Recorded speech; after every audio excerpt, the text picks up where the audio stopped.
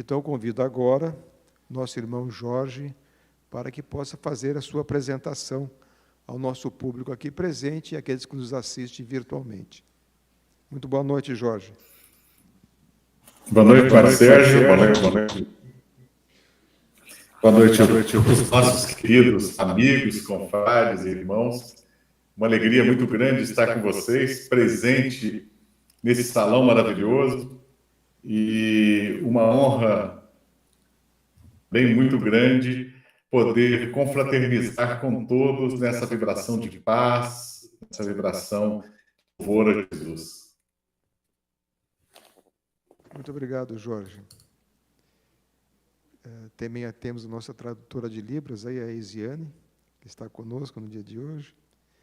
Então, agora eu passo a palavra a Edivaldo Franco.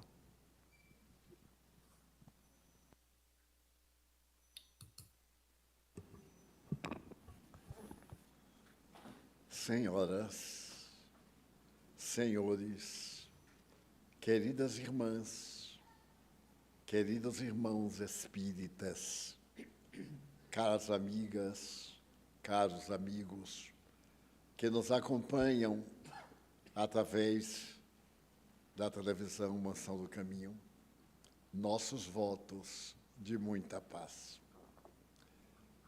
Faz algum tempo eu li uma página que me impressionou profundamente e utilizei-me do seu conteúdo para montar algumas conferências ao largo do tempo após aquela leitura.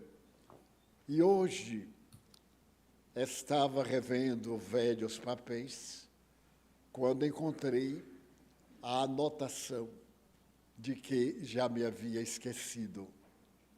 Vivemos um momento em que a solidariedade bateu asas e nos deixou um tanto decepcionados. As amizades legítimas diminuem na razão direta dos interesses pessoais e das necessidades de cada um. Não é de estranhar-se. Em uma população de 8 bilhões de criaturas humanas, é como se estivéssemos em um universo social, mental, de 8 bilhões de planetas, porque cada indivíduo é um astro com a complexidade dos grandes astros do universo. E cada um é um enigma, inclusive para si mesmo. Daí a tradição dizer que somente nos conhecemos na hora da decisão. Formulamos planos, temos objetivos, e alguns acontecimentos, no entanto, desviam-nos e nos levam a estados desesperadores, como também a situações ricas de oportunidades para o bem. A história é muito simples e eu já a narrei aqui. Um jovem americano de aproximada idade de 30 anos estava em Nova York e acabara de pronunciar uma conferência a respeito da sua vida. Era um jovem ex-combatente do Vietnã. E ele contava que, durante a guerra do Vietnã, ele era piloto e, dirigindo uma nave fantástica, ela foi vítima de um míssil e ele saltou de paraquedas. Mas, ao invés de cair em território do Vietnã do Sul, caiu exatamente na área comunista que ele detestava. Ele foi aprisionado e, durante 7 anos, ele esteve numa prisão terrível, em que o corpo ficava dentro d'água, naqueles barracões de madeira, e eram feitas aulas de objetivos, lavagem cerebral, para que ele aceitasse os impositivos governamentais e pudesse um dia colaborar com as forças e tropas vietnamitas contra o seu próprio país. Então ele narra que resistiu e chegou a um estado orgânico de miserabilidade, de fraqueza. Nesse ínterim, veio a paz e a troca de prisioneiros. E numa dessas trocas, ele foi para a sua terra querida, voltou para a América. E mais tarde, quando o pessoal da sua cidadezinha soube de que ele era um herói, estivera na guerra, defendendo a liberdade americana, pediram para que ele narrasse esse acontecimento como estímulo para as pessoas que estão na luta. Nos Estados Unidos, esta é uma prática muito comum e há clubes que se dedicam a contratar expositores que narram fatos da sua vida, mostrando que nós nunca devemos temer, nunca desanimar, e seja qual for a situação, por mais terrível que se nos pareça, mais tarde, repentinamente, ela muda de lugar, o que é muito comum, e acontece com todos nós. Então ele foi ficando famoso e se tornou um personagem de alto coturno. Ele acabara de proferir a conferência no grande hotel em Nova York e teve a ideia de, antes de dormir, descer ao bar para fazer o lanche e tomar um café. Estava ele no bar, em uma mesa reservada, quando notou que um outro homem olhava-o com insistência. Ele ficou um pouco acabrunhado, mas o homem não tirava as vistas dele. Ele, então, resolveu encerrar o lanche e saiu. O homem levantou-se e foi atrás. No corredor, ele, sentindo um grande constrangimento, parou de súbito e perguntou: o que é que você deseja? Por que está me seguindo? O homem sorriu e disse: que pena, o senhor não me conhece. Ele disse: não conheço. E não tenho nenhum interesse em conhecer. Ele disse: pois é uma pena. O senhor não é o tenente fulano? Ele disse: sim. O senhor não pertenceu à esquadra número tal do nosso exército? Era um dos grandes aeronautas? Ele disse: é verdade.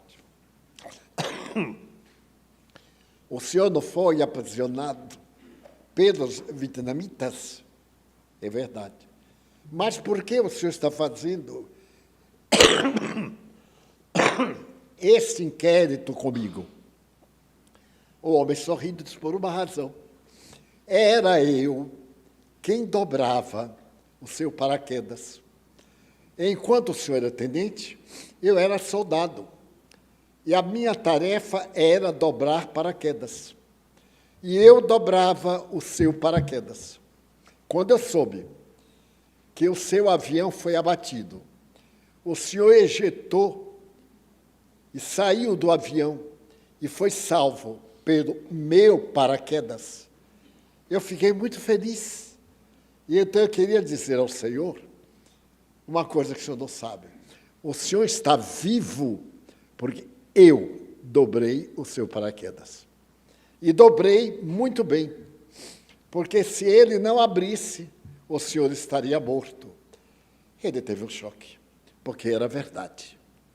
Ele jamais se preocupou com aqueles soldados rasos que dobravam paraquedas. Mas a vida de todos aqueles que se salvaram era resultado dos eficientes dobradores de paraquedas de seda, que permitia, com o salto, abrir-se, sem que as cordas se misturassem, nem o tecido se embolasse, dificultando a abertura protetora para poder acolher o vento e diminuir a descida. Ele abraçou o homem. Foi dominado pelas lágrimas e lhe disse: que curioso, eu então devo a minha vida a você. Muito obrigado. A partir daquele dia, quando ele ia começar as conferências, ele fazia uma pergunta ao auditório: cada um dos senhores pense em quem tem dobrado o seu paraquedas. Porque ninguém vive sem necessitar de outrem. Ninguém atinge o triunfo sem o primeiro passo. Sem a professora primária, sem os pais, sem a ama de leite, sem um amigo que passou. Ele, alternativamente, passou pelo nosso caminho e deixou uma trajetória para nós seguirmos. Então, lembrando-me deste fato notável, eu gostaria de perguntar a cada um se alguém já dobrou seu paraquedas. Com certeza absoluta, ninguém estaria aqui se não houvesse anônimos que tocaram seus esforços e dobraram o nosso paraquedas. Na tradição do Evangelho, Jesus tem a oportunidade de dizer: eu nunca vos deixarei a sós. É uma frase culminante, paradigma, confortadora. Eu me vou, mas não vos deixarei órfãos.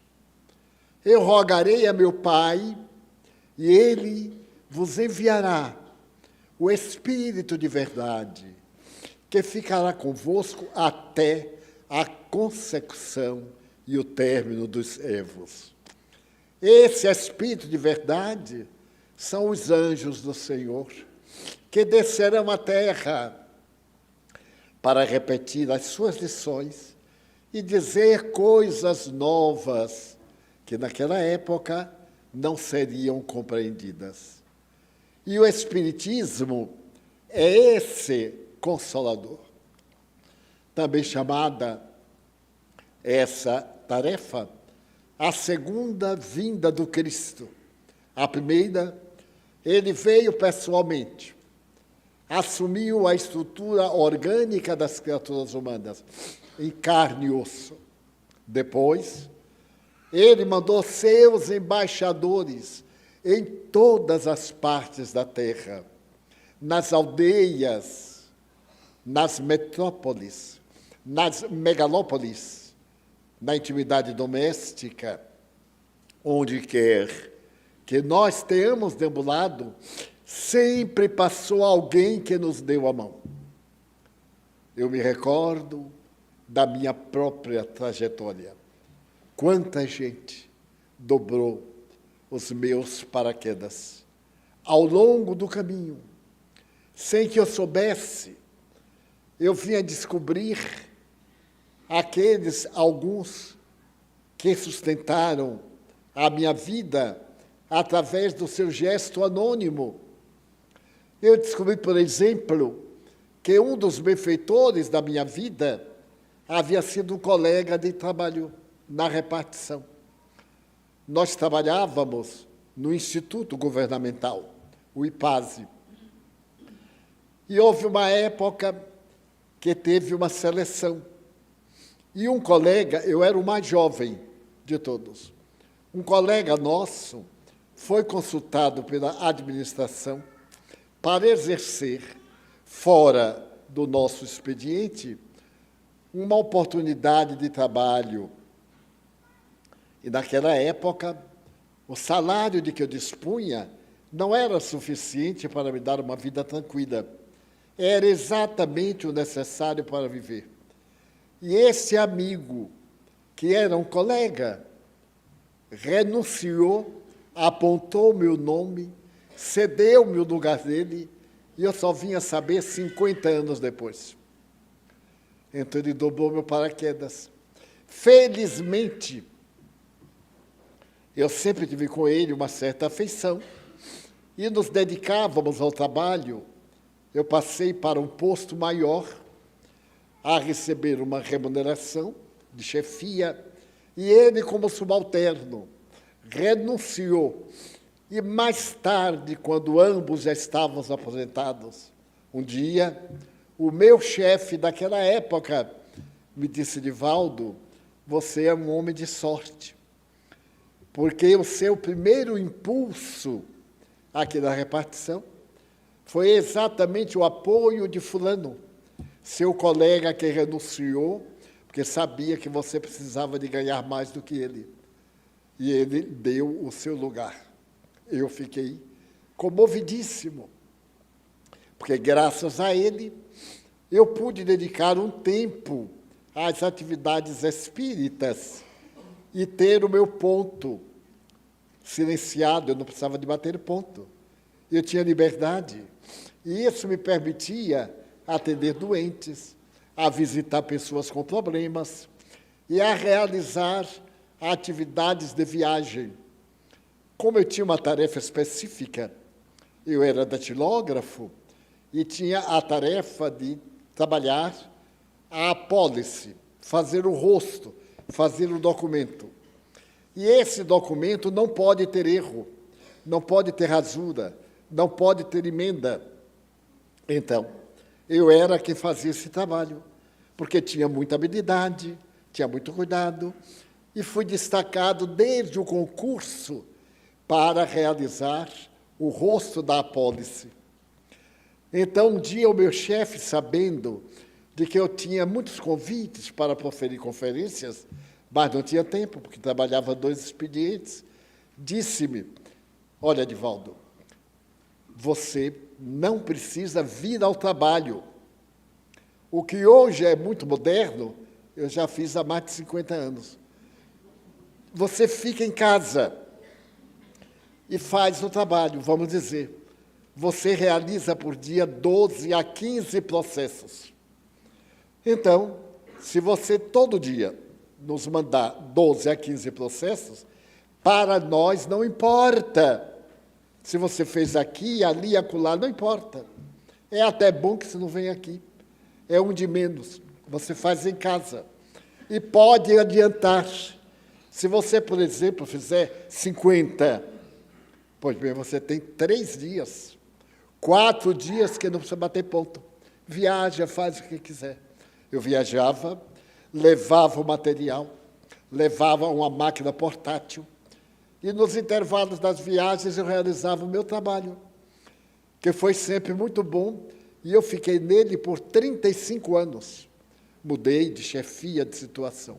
O meu chefe foi o meu dobrador de paraquedas, porque ele facilitou que eu visitasse 70 países. Não é qualquer pessoa que tem essa oportunidade, principalmente sem ter dinheiro, sem ter pistolão, sem ter conhecimento público.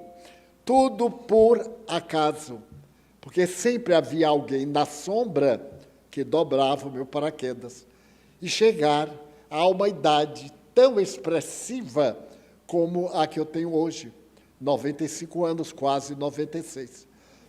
Então, aquela promessa de Jesus cumpriu-se, porque no dia 12 de fevereiro de 1949, eu psicografei a primeira mensagem. É uma mensagem curta, que está num livro chamado Ementário Espírita, que eu ofereci à obra grandiosa da cidade de Matão, o Instituto de Caiba-Schutel. E esse foi no ano de 49. E então, a partir daí, eu comecei a escrever mediunicamente. Em 1956, um amigo de Ponta Grossa, que era gerente de um banco, me disse: mas, Divaldo, é uma pena que essas mensagens não sejam levadas ao público, porque ficavam reduzidas à sessão mediúnica, quando eu recebia. Nós mandávamos imprimir e ficava reduzida a alguns amigos a quem nós dávamos.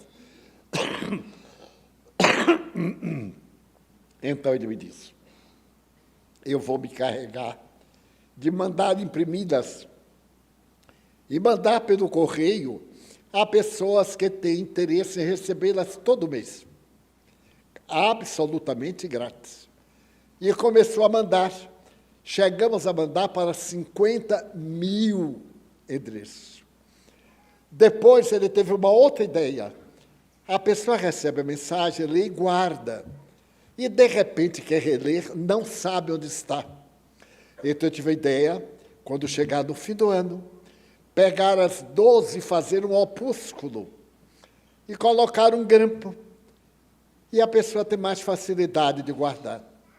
Aí passou ele mesmo, em Ponta Grossa, no Paraná, a fazer isso em homenagem ao seu amigo da cidade do Salvador. Eu apenas datilografava a mensagem e mandava para ele. E ele mandava para mais de 50 mil endereços, pagando selo, envelope, o trabalho exaustivo. Em 1962, nós hospedamos aqui um grande pensador e filósofo, o professor Carlos Torres Pastorino, um homem eminente, extraordinário, de uma cultura ímpar e de uma singelidade, simplicidade, bondade incomparáveis. E conversando um dia, Pastorino me disse assim, Divaldo, que interessante, eu tenho todas aquelas mensagens do Ari Schmidt. E eu tive uma ideia.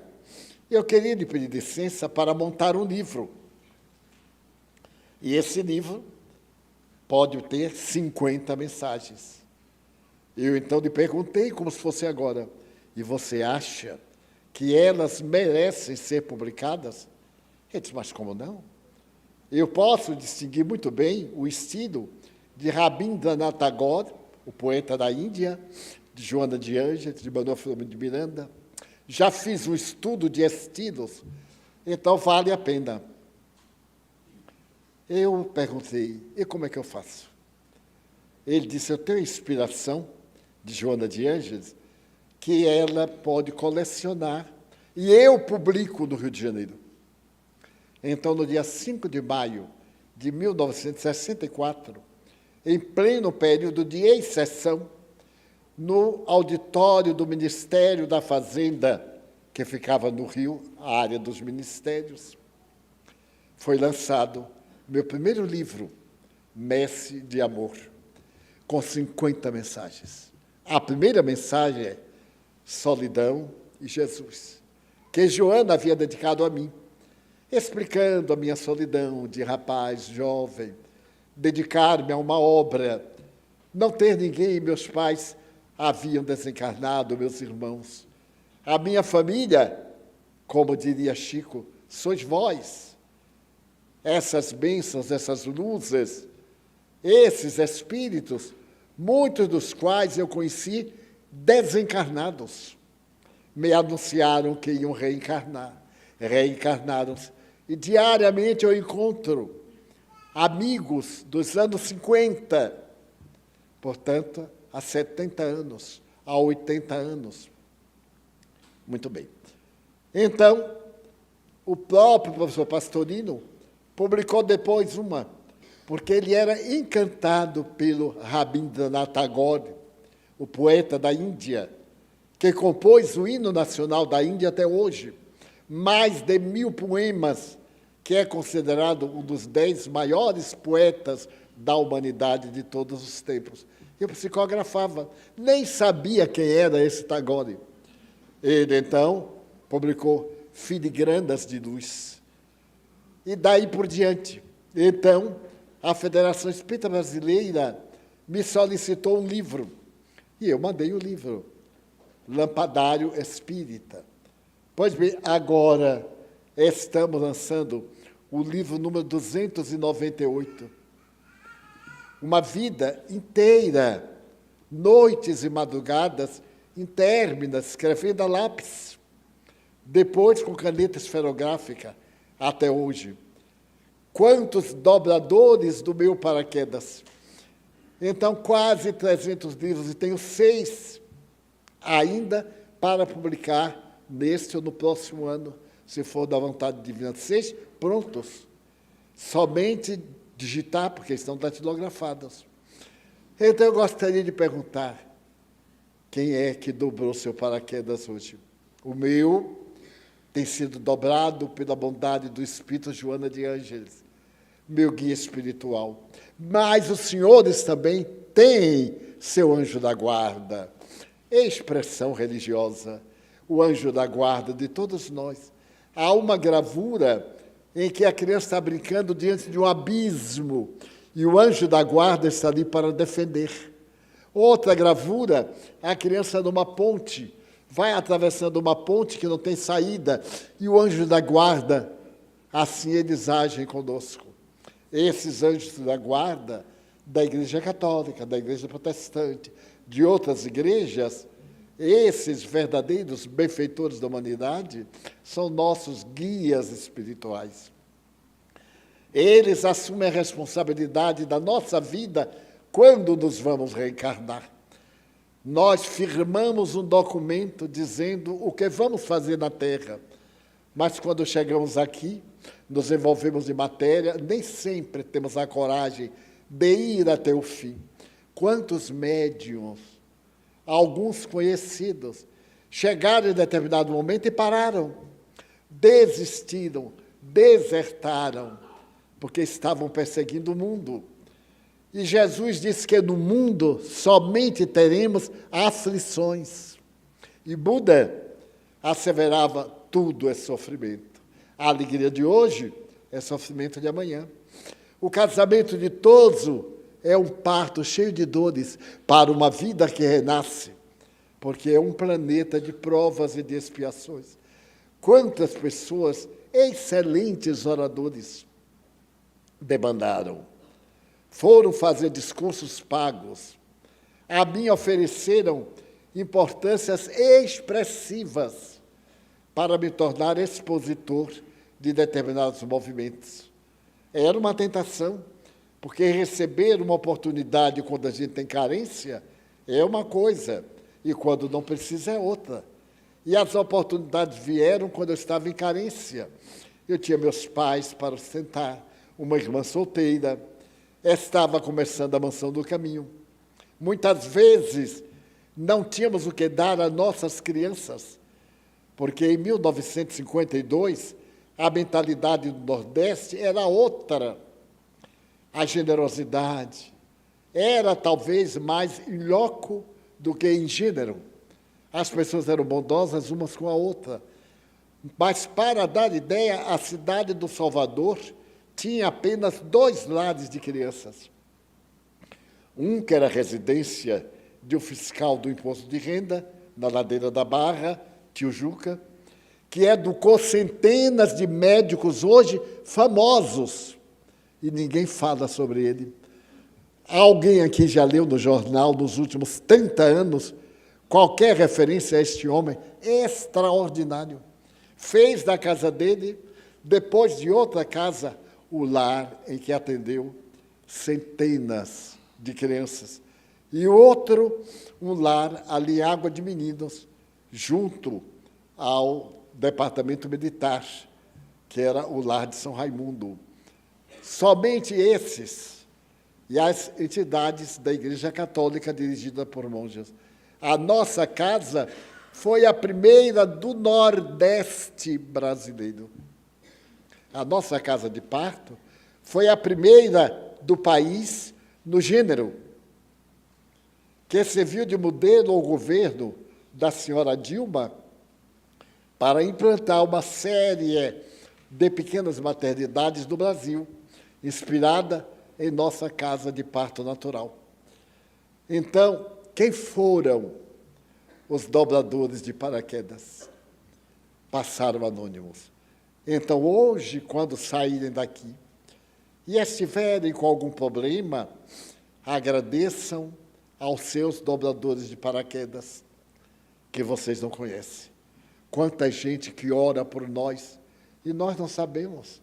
E a prece é ouvida. Então, nossos guias espirituais, em nome do Senhor Jesus, estão dando-nos cobertura para enfrentarmos as dificuldades. Não há razão para nos revoltarmos, para nos desesperarmos, para buscarmos o suicídio, porque o problema de hoje é solução de amanhã. Aquilo que é o maior impedimento agora é a nossa glória, mais tarde, se perseverarmos no bem até o fim. Passemos agora às nossas perguntas. Vamos dar início, então, agora à segunda parte da nossa reunião. Perguntas que nos foram formuladas aqui pelo público presente e algumas que nos chegam remotamente. Então, vou passar a primeira pergunta para o nosso irmão Jorge, que é médico. Uma pergunta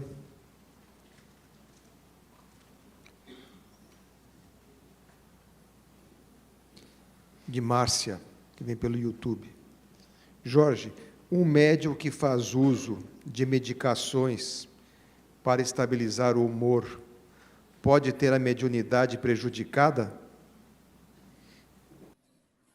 A pergunta capciosa, porque a mediunidade vai estar prejudicada se o humor estiver ou exaltado a ponto dessa pessoa estar em um surto maníaco, ou o humor muito rebaixado a ponto dela estar num quadro depressivo. O papel dos estabilizadores de humor é interessante quando nós vemos médiuns que fazem uso deles, porque deixa o médium em si numa condição mais favorável para a sintonia. Isso quando bem indicados, isso quando o diagnóstico é feito corretamente. Então, é mais fácil você ter problemas mediúnicos de interferência, até mesmo obsessão espiritual, ou aquela confusão, será que esse pensamento delirante ou de grandeza é meu ou é induzido, se você não estiver em uso da medicação. Então, se é médium, mantenha-se equilibrado, faça o seu culto no lar, participe das reuniões e, se o remédio foi bem indicado, continue, não pare. Obrigado, Jorge, pela resposta. Divaldo, uma pergunta específica aqui que fizeram para você. O Parkinson ocorre em qualquer idade? Tem influência espiritual? Tem cura? Ocorre em qualquer idade. Não seria uma resposta que eu possa dar técnica, porque eu não sou médico. Mas a experiência humana demonstra que, a partir dos 30, 40 anos, surgem alguns sinais, e esses sinais se vão agravando à medida que o tempo passa e as defesas orgânicas ficam menores. Mas é normal, depois dos 50 anos, começa um leve tremor nas mãos e, em breve, todo o organismo é vítima dessa enfermidade perversa. Até hoje, ainda é uma doença incurável. Mas se trata, sobretudo, de uma doença da alma. Daí, os espíritos perversos aproveitam-se da debilidade orgânica do paciente e ampliam o tremor, o desgaste orgânico, as manifestações de alegria, de humor, levando muitas vezes a tragédias. A tradição tem demonstrado que os indivíduos que utilizam da homeopatia, sem nenhum demérito para a alopatia, desfrutam de melhores resultados, e não apenas no Parkinson, mas em enfermidades de longo alcance, e principalmente essas denominadas incuráveis, porque a homeopatia, que surgiu por volta de 1875, é baseada em uma frase latina. Essa frase procura demonstrar que o semelhante cura o semelhante. E então, o seu autor, que foi um médico extraordinário, ao elaborar o processo homeopático, ele se fez de portador da própria terapêutica, ele aplicou nele mesmo. Às vezes ele injetou determinados produtos doentios e fez a cura utilizando a homeopatia. Então, a pessoa tem opção muito boa na homeopatia, na medicina convencional, mas, sobretudo, na sua vida íntima, na direção mental, que essa é manipulada por espíritos bons ou por espíritos maus, de acordo com o sistema nervoso de cada um, com as suas aspirações, com a sua tranquilidade. Eu conheço muitos casos de parkinsonismo em que as pessoas são excelentes, pacíficas, generosas, dedicadas, e apesar do problema que atinge momentos terríveis de angústia, de impossibilidade, são tranquilos e bons até a morte. Então, a melhor terapia ainda é a meditação. Outra, a oração, a água fluidificada, os passes, que esses afastam os espíritos perversos e funcionam também como terapêutica orgânica, ajudando o organismo a superar a problemática. Obrigado, Divaldo. Jorge, como devemos tratar a depressão sobre a ótica do espiritismo? Depressão, se a gente encarar a depressão apenas como uma manifestação orgânica, e nós vemos repercussões orgânicas graves da depressão, nós vamos deixar de lado a nossa essência. O ser humano, antes de mais nada, é um ser espiritual. Então, a depressão ela tem que ser encarada como uma doença da alma que afeta o corpo através de seu instrumento, que é o cérebro. Algumas pessoas já nascem com uma predisposição orgânica para a depressão. E são casos terríveis que a gente vê crianças já deprimidas vindo de famílias depressivas, onde a doença se manifesta de uma forma prevalente. Como espíritas, nós devemos encarar a depressão como uma doença da alma, também como uma prova, um sofrimento, o sofrimento que aflige a pessoa, e a pessoa com depressão não tem um sofrimento qualquer, o sofrimento da dor de dente, que é um sofrimento terrível. O sofrimento da depressão é um sofrimento persistente, em que a pessoa ela começa a criar uma ruptura com a sua essência divina. Então, como espíritas, nós devemos buscar o tratamento da depressão com auxílio médico, o suporte da psicoterapia, a alimentação correta. O que nós sabemos é que a microbiota, que são as bactérias que habitam o intestino, elas colaboram, quando equilibradas, para a produção de serotonina em nível excelente, e aí melhora o humor, ou quando desequilibrada, elas pioram o quadro depressivo. Então, a alimentação é muito importante, mas principalmente a alimentação da alma, principalmente não perdermos a nossa identidade, a nossa origem, sabermos que somos seres espirituais e buscarmos todos os dias nos entregarmos a Jesus, pedindo que Ele nos tome como presente, para que sejamos dele e tenhamos a sintonia com Jesus. Isso salva muita gente do suicídio. Por isso que a doutrina espírita tem trazido esses resultados maravilhosos na prevenção do suicídio. Quando nós nos entregamos em sacrifício a Jesus, entregamos a nossa dor em sacrifício a Jesus, os nossos anjos guardiães nos amparam e nos sustentam. O tratamento da depressão não é apenas médico, não é apenas multidisciplinar, mas envolve uma gama muito maior. Envolve o seu papel na família, mas principalmente a sua relação com Jesus. E a saída dos quadros mais graves de depressão está nesse caminho, nessa junção com espiritualidade, porque nós vamos ter um suporte de uma fonte que nós temos mais do que energia, nós temos a vida. E essa vida que jorra na plenitude mantém vivas as pessoas depressivas que passam por esse sofrimento, que queira Deus que nenhum de nós aqui possamos passar, mas é um sofrimento terrível. E a espiritualidade, ela nos dá sustentação para passarmos por ele. Vamos continuar sofrendo, mas vamos entender o nosso sofrimento com espírito de sacrifício. Esse talvez seja o grande ponto que o Espiritismo nos ensina no tratamento não só da depressão, mas de todas as doenças, de um modo geral, as doenças crônicas. Obrigado, Jorge. Divaldo, um espírito pode se materializar com aparência igual à nossa?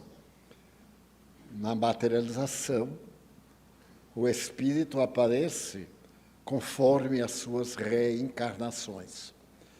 Pode aparecer com as características da última existência ou de alguma existência que lhe foi muito cara, porque todas essas existências ficam impressas no perispírito. É o perispírito que modela a nossa aparência. E então eles materializam de tal forma que podemos medir a pressão, pesar e ver a sensação da temperatura, o estado de saúde, entre o estado do médium e o do espírito. Uma médium inglesa, muito jovem, materializava um espírito e muitas vezes os examinadores tiravam a pressão da médium em transe e do espírito ao lado.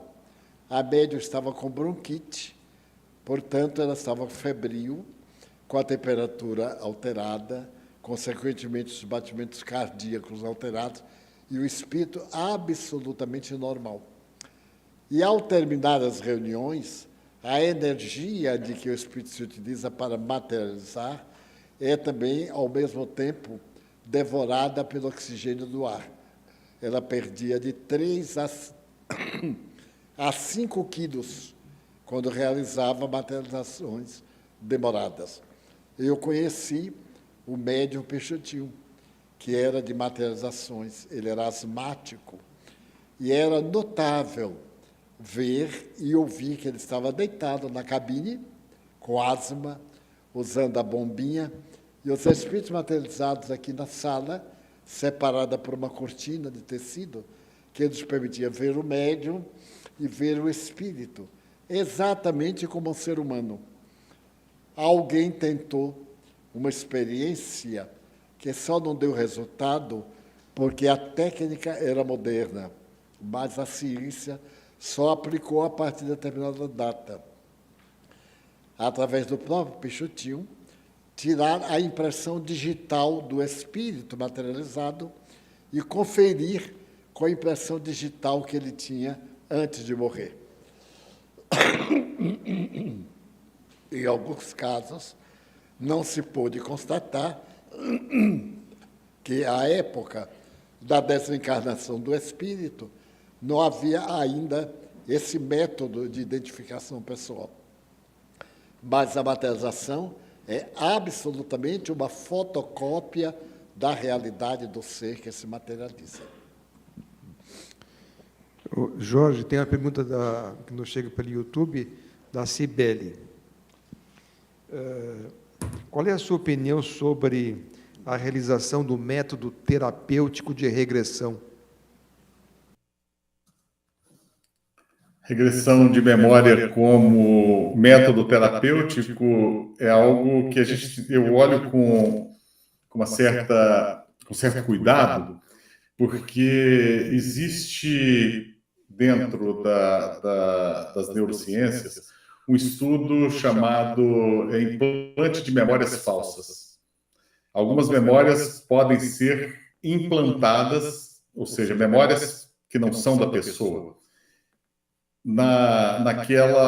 naquele que está sendo hipnotizado.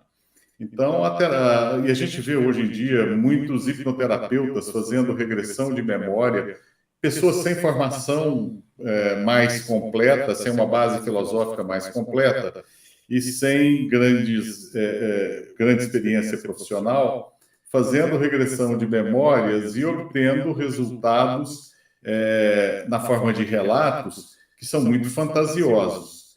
Então, a regressão de memória, se perguntarmos, ela funciona? Funciona.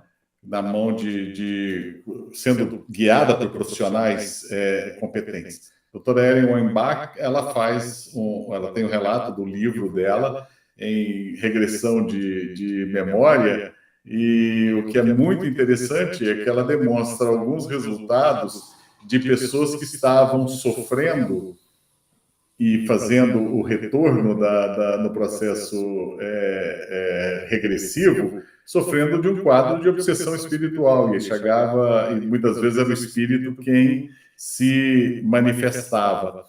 Então, essa percepção, esse senso, esse cuidado, o profissional tem que ter. Por isso que a experiência é importante, a bagagem do profissional é importante, bagagem no sentido de conhecimento, e estar sempre alerta para a questão de memória, de falsas memórias.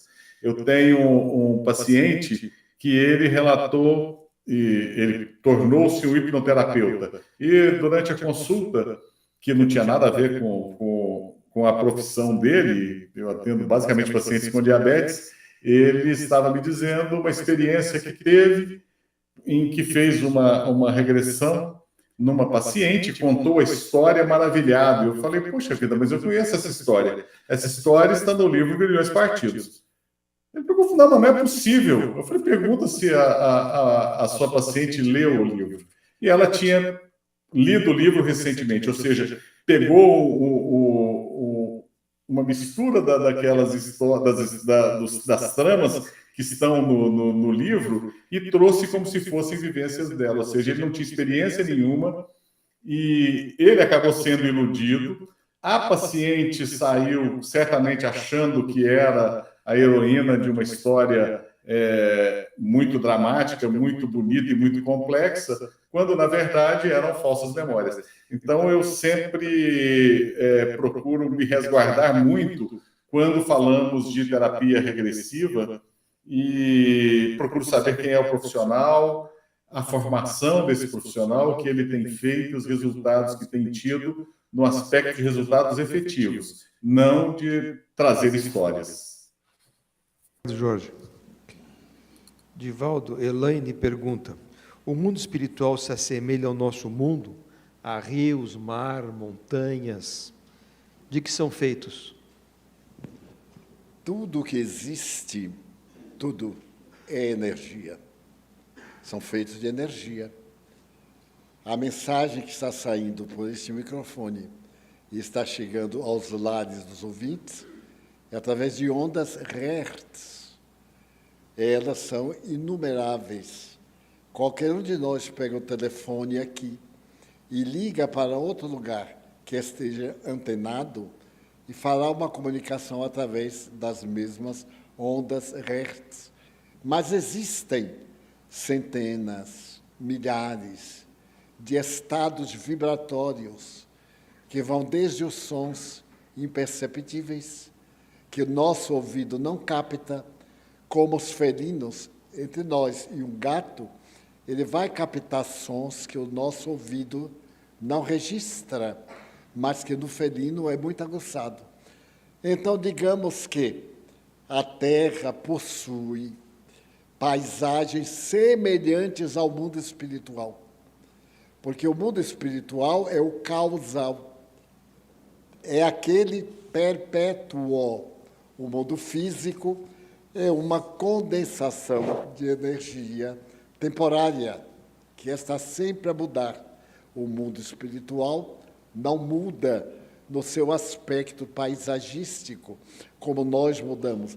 Agora, na Turquia, após o terremoto, a paisagem mudou e sofre grandes alterações. A fenda que se fez na terra, com 30 metros de largura e 200 de profundidade, mudou completamente. porque o continente passou a ser dividido. E isso mesmo está acontecendo na África, uma outra fenda fazendo duas Áfricas. A paisagem terrestre é, portanto, uma cópia imperfeita do mundo espiritual. Ao terminarmos aqui a atividade, nós vamos passar a uma terapia, a terapia do passe, totalmente energética. Mas nós vamos sentir-nos bem, porque energia é vida. E a própria vida é o fenômeno biológico da energia universal. Jorge, o que seria o suicídio indireto e quais seriam as suas consequências? Suicídio indireto seria todas as vezes que nós procuramos satisfazer os nossos prazeres, as nossas paixões, indo além da satisfação em si, buscando o excesso. E nós vivemos no mundo em que o excesso é extremamente indicado. Nos últimos anos, nos últimos 10 anos, nós partimos de em torno de 6.000 flavorizantes artificiais para mais de 36.000 flavorizantes. O que isso significa? A indústria trazendo estímulos, isso só no aspecto de alimentos, gustativos, a visão olfativo, e nos traz aquela mensagem contínua: você tem que consumir, você pode ir além, você não precisa somente saciar a fome, você pode comer, e a gente fica com aquilo, eu tenho que buscar isso, buscar aquilo, e não tenho mais limites. Eu acabo comprometendo a minha saúde, sabendo que esse tipo de comprometimento ele poderia ser evitado. Chegando no mundo espiritual, e o pior de tudo é isso, se eu fui uma pessoa razoável e chegar no mundo espiritual a ponto de, quando despertar, estar diante de espíritos bons, quando esses espíritos bons forem me abraçar saudando, vai vir à minha memória todos esses excessos que eu cometi, comprometendo a minha saúde, comprometendo a minha permanência na Terra, e eu vou ficar extremamente constrangido. Isso seria uma forma muito sutil de usarmos mal o nosso corpo e nos acusarmos de uma forma muito sutil de suicídio. O suicídio indireto, como André Luiz nos apresentou, seria a perpetuação no vício e no erro, comprometendo a nossa saúde, tendo consciência disso. E um ponto mais grave, ou seja, eu tenho problemas pulmonares e continuo com meu vício de tabagismo, aumentando mais e mais, podendo interromper. Certa ocasião, ainda morava no Rio de Janeiro, numa palestra do Ministério da Fazenda, que o Divaldo tem o hábito, eu já vi aqui que começou já na década de 50, né? Na pré-eleição ele falou. Eu ouvi um exemplo que me marcou muito: uma pessoa diante de você com uma arma em punho te ameaçando. Se você enfrenta essa pessoa apenas pelo seu ímpeto de eu não aceito ser subjugado, e você venha morrer por um tiro que não vai ser acidental, você enfrentou, isso é uma forma de suicídio indireto. Então, nós temos vários exemplos, desde dos mais sutis aos mais explícitos. Mas todas as vezes que eu coloco a minha vida em risco, sem nenhum proveito para o próximo, eu estou cometendo uma forma de antecipação, uma forma de morte precoce, um suicídio indireto. O Divaldo, João Henrique pergunta o seguinte: além da evangelização, o que precisamos fazer para trazer os jovens para o Espiritismo? dar exemplos. O melhor discurso são os atos, porque palavras nós as encontramos maravilhosas em todas as épocas, em todos os lugares. E andamos atrás de pessoas que são coerentes entre o que falam, a forma como agem, entre o que divulgam e a maneira como se comporta. Os nossos jovens estão encontrando uma sociedade permissiva. Tudo é permitido. Tudo. O que quiser fazer está liberado. Mas só não explicaram que tudo tem efeito e que o efeito vai ficar na cabeça de quem fez a causa. Não se explicou, através do exemplo, que a nossa sociedade hoje, de alguma forma corrompida, com exceções, é o fruto de uma sociedade hipócrita. Eu me lembro, por exemplo, que na cidade em que eu nasci, a palavra sexo já era um pecado. E agora sexo é nada mais do que uma prodigalização. É elegante, é bonita, é própria, está em todo diálogo, em todo lugar. A deslealdade, hoje, ela faz parte do calendário de muitos vencedores que se utilizaram de recursos de deslealdade para triunfar. E eu estava lendo e ouvindo o professor Dr. Karnal, da televisão, dizer que a inveja, ela é somente uma questão de atualidade. O primeiro requisito da inveja é que a pessoa não inveja acontecimentos passados. Ninguém inveja Napoleão Bonaparte, mas muitas pessoas invejam o presidente da República, ou simplesmente o governador da cidade, ou alguma pessoa que se destaca na liderança, porque descarrega nele o seu estado emocional.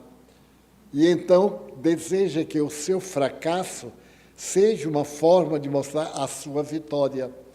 Como eu não posso atingir o nível moral, econômico, social de alguém, eu calunio, porque ele moralmente, verbalmente desce, e eu me sinto compensado de me achar melhor do que hoje.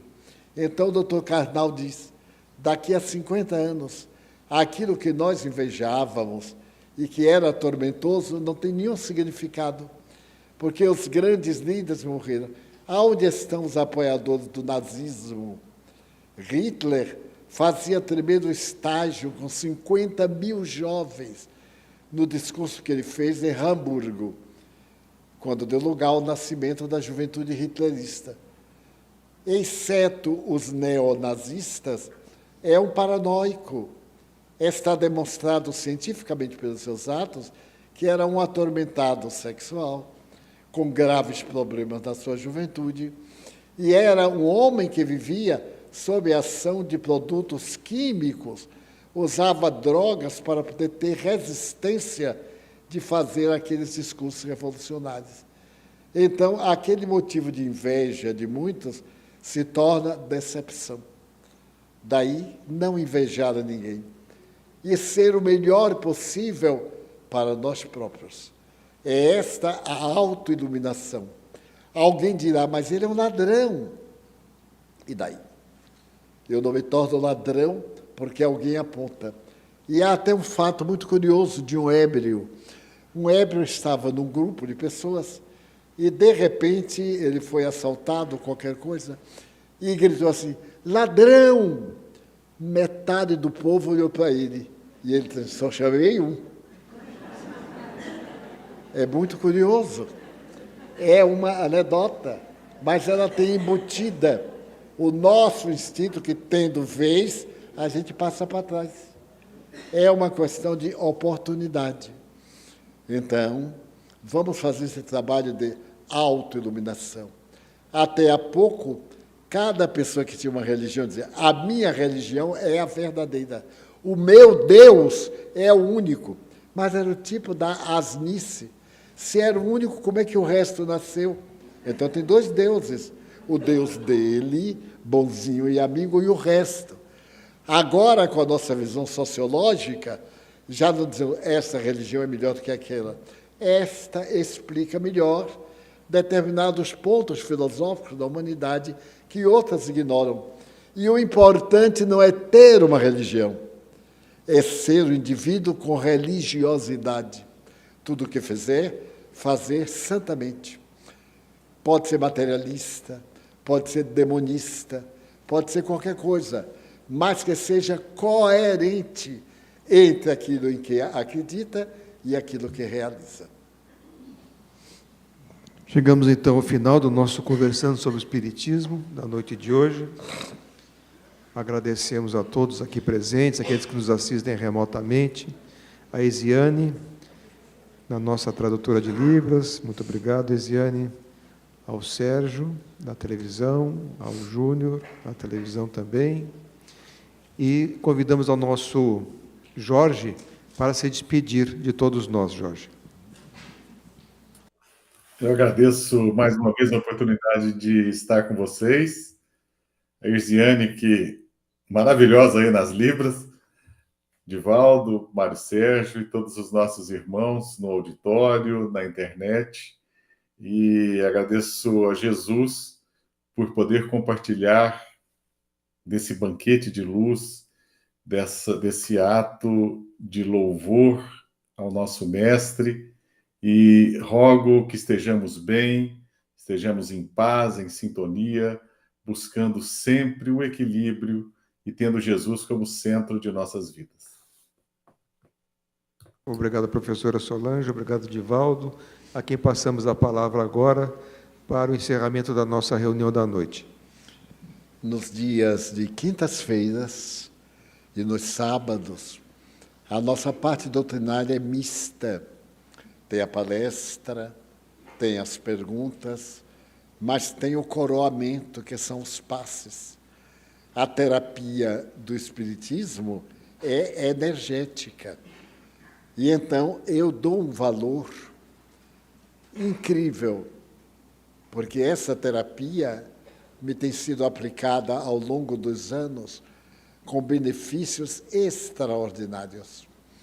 E durante o momento em que nós unimos o nosso pensamento para pedir saúde, bem-estar, prosperidade, família, nós nos tornamos uma força. O poder do dínamo cerebral, a mente, voltada para um foco. Então, isso nos dá campo para sairmos daqui melhores do que quando chegamos. Então, cada um faça uma avaliação e responda a si próprio como estava quando chegou e como se encontra agora na etapa final. Vamos orar. Pedimos aos companheiros médiuns para que tomem os seus lugares.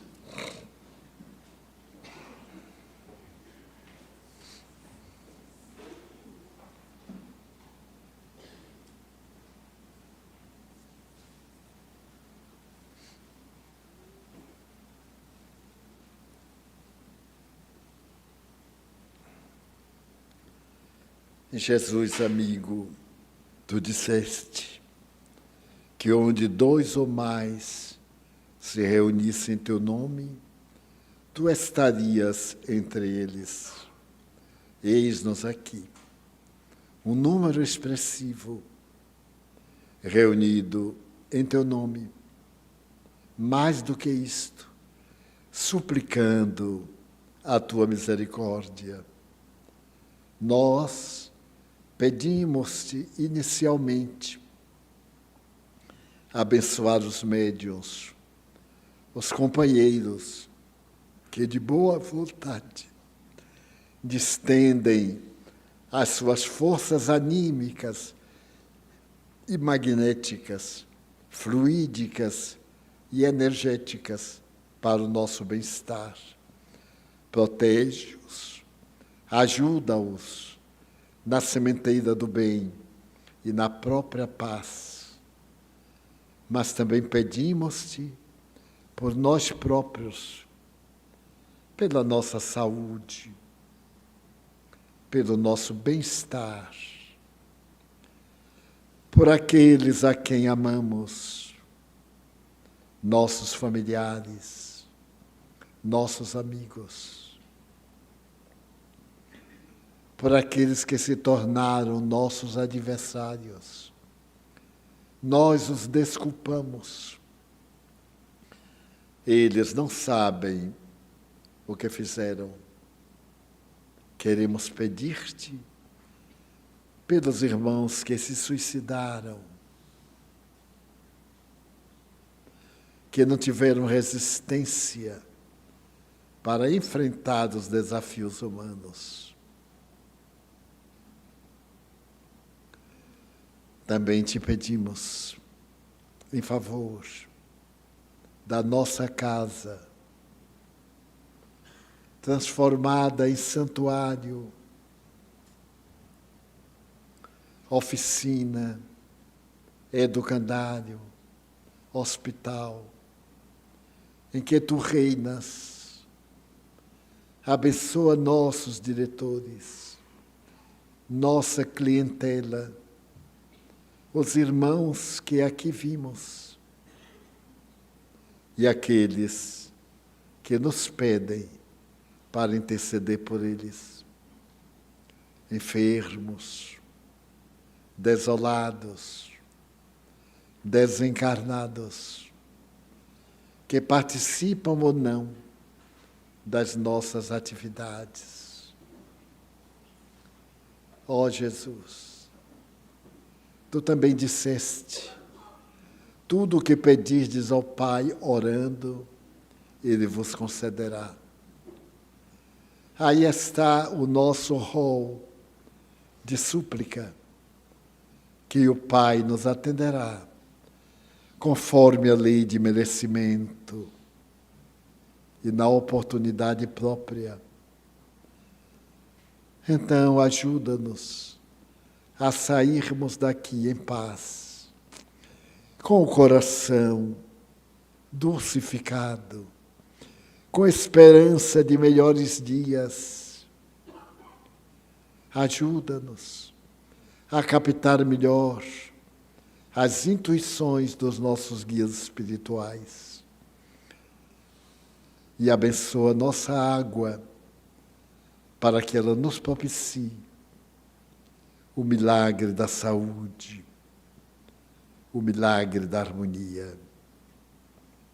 Agradecemos estes breves minutos e suplicamos que o Pai Celestial, Maria Santíssima, tu próprio e os benfeitores espirituais permitam-nos encerrar a reunião enquanto formulamos votos de harmonia para todos.